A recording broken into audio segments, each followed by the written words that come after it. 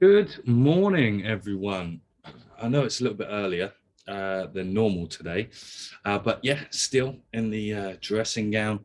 I have finished my coffee, um, but today is an exciting day for me, and the reason why it brings us to this call today. Um, I am presenting in a brand new facility in London today called Until, which is a fantastic initiative of a friend of mine, Dan Chappell, who's involved with it. And it's a place where trainers can go and not have to worry about, for example, come in, do a session, get out, do a session. It's kitted out for all athletes as well. You've got hot desks, you've got a lounge, you've got treatment rooms, you've got everything there. And I'm so excited to go and see it in the glorious Tottenham Court Road. So it's going to be amazing. And guess what? I get to put a shirt on and trousers and pretend to be all smart, which is amazing. And so I'm really looking forward to a day out in the big smoke. But what I wanted to do, if you're not going to be there, so I'm going to talk to you a little bit about what I'm going to present today, and ask you if this is something that you want to discuss more with me about, then just shoot me a message, sam@coachsportland.co.uk. Reach out to me on Instagram, send me a DM. It's the best place to find me. And no, I'm not giving out my phone number because I don't like my phone, to be completely frank, and I think that's absolutely fine to say that. And on a good day, you'll get me between 9 and 4, and that is the premise of today's presentation. And it's called "Don't Let Your Clients Suffer Because You Don't Put Yourself First." And there's a couple of things that I wanted to talk about and kind of play around with here. And the first one really for me is and let me just share my screen for you. If you've got this on the video, then you're going to be laughing. And yeah, so I want to talk to you about abundance versus scarcity, and these types of mindsets and how they can be dictating and controlling your thoughts. And a lot of coaches, a lot of people have never really heard of this, have never really sort of thought about it. And essentially it comes down to a simple framework of thinking of there will always be more, which is incredibly abundant, and there will never be enough, which is incredibly scarce. And we find within especially the strength and conditioning and the fitness industry, and just the coaching industry in general, is there will never be enough. Because in terms of like the cultural emphasis that's placed on a lot of these things, is there aren't enough jobs. This is the story that's been told. There aren't enough jobs. The jobs don't pay well. You have to fight for every client that you get and work with. And now, from not being in club and professional environment, now I'm in that world, and I've always have been in that world. I had my first, I ran a personal training business. It was a job. It was me coaching from when I was sort of 17, 18, 19. My first client was my mum. And so, I had that the whole time I was working in professional sport. And so I get that side of the story, is that, you're fighting for clients, and you're fighting for the competition, and it brings you into this mindset that it's afraid, is a fear dominant mindset. And with that, you have to ask yourself, what emotions are these thought processes creating? Because when you start examining that, and when you start asking that question, it brings and opens up this whole realm of psychology, which is wonderful. I'll stop sharing my screen now because you've seen a couple of visuals and I don't want to ruin the surprise. But you find yourself being stuck. You find yourself in this place, and it's you are neither abundant or you're neither scarce. You have episodes and your thought process will shift and flow between the two of these endpoints, for example.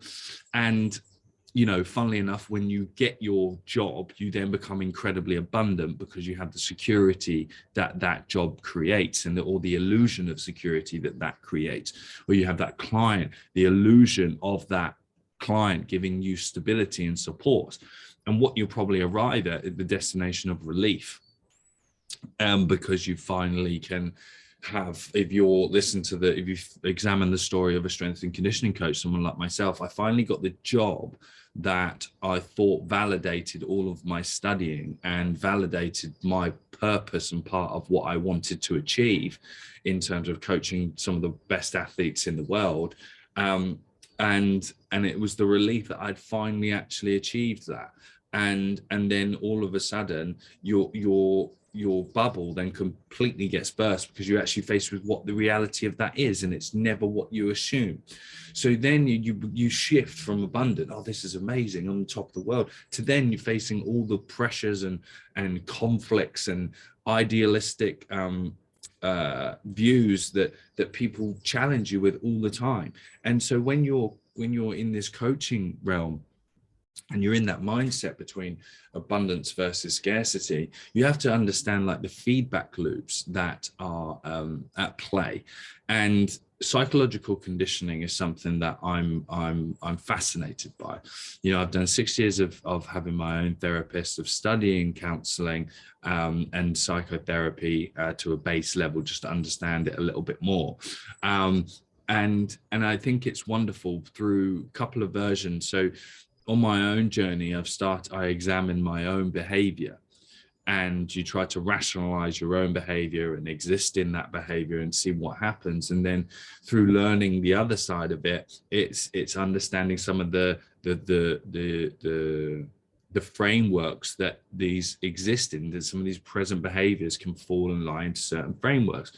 And it's exactly the same in terms of, developing sprint capability, strength, losing weight, body fat, whatever. There's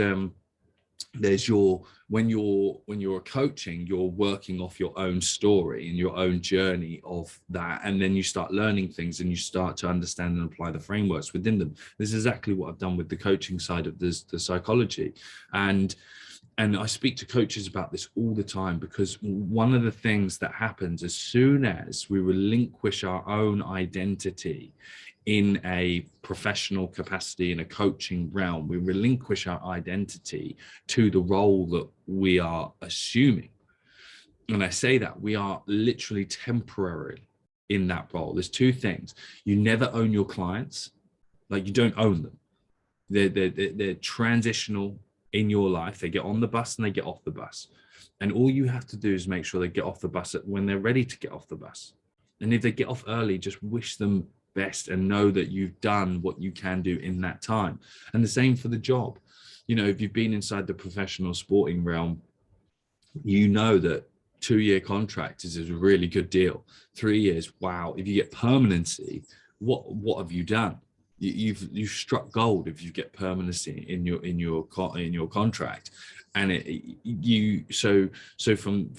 from when we examine and have a look at the frameworks and the psychology that are at play, we've got the associative learning for all those things. So when you're sat in a position where you're examining what you are doing and examining the way in which you've achieved, you've not achieved to the degree that you want to. And this is where when you let your clients suffer because you don't put yourself first, that is the notion of you as an individual stopping prioritizing yourself, because what you have done is you have anchored and associated and attached all of your hopes, wills, dreams, and everything into this one position, into this one client or two clients, or being full at capacity. And then once you've done that, you then become a servant to it. And what's really interesting, and if you look at why people get involved into coaching physical fitness, is is a big part of it, is because they love it. They absolutely love it. And when you are in a position where you love something so much, you have a very strong emotional attachment to it. And when you have an emotional attachment to something, you can get lost. And when you go back into your base psychological conditioning and fundamental feedback loops, one of the most prevalent one in just general modern day culture is work hard and achieve. The net result, the reinforcement that you get is if you do all the work, you will get to where you want. And that is wrong. Unfortunately, that is completely wrong. And this is why coaches feel despondent all the time, devastated all the time, quit jobs. I did. And when I resigned from Wasp in 2015, and my dream job, and I didn't want to go there.